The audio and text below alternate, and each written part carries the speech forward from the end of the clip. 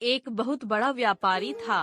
उसका व्यापार बहुत फैला हुआ था और बहुत अच्छे से चलता था, लेकिन फिर भी उसे चिंता रहती थी कि उसके बाद उसके व्यापार का क्या होगा।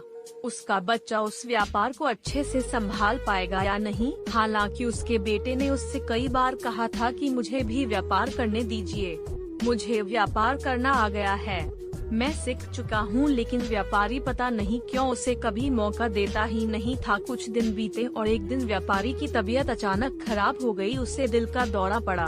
उसे आईसीयू में भर्ती करवाया गया। व्यापार बड़ी ई की मात्रा का बेटा उसके दोस्त के साथ अपने पिता को मिलने आया।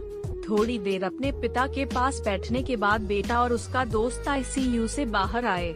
बाहर एक आइसक्रीम की दुकान देखकर व्यापारी का बेटा बोला, चलो आइसक्रीम खाते हैं। उसके दोस्त को ये जानकर बड़ा आश्चर्य हुआ कि बाप आईसीयू में हैं, बिजनेस का क्या होगा पता नहीं। और उसका दोस्त ऐसी सिचुएशन में भी इतना बेफिक्र कैसे रह सकता है। वो दोनों दुकान गए और आइसक्रीम लेकर खाने लगे।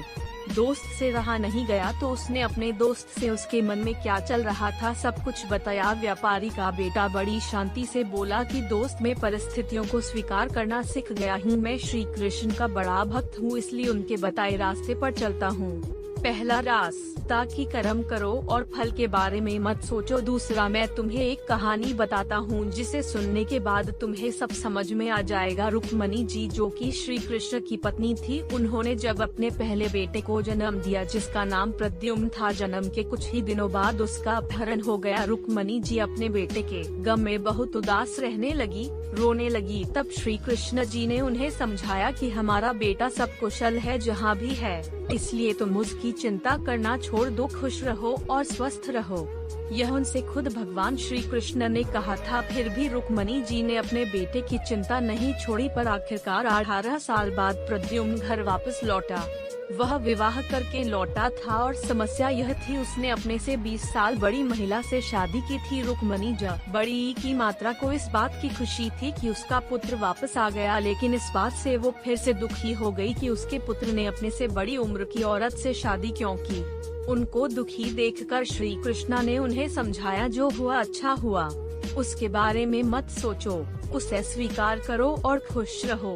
बावजूद इसके कि भगवान ने फिर से उन्हें समझाया, रुक्मणी जी को इस बात को स्वीकार करने में 7 वर्ष लग गए।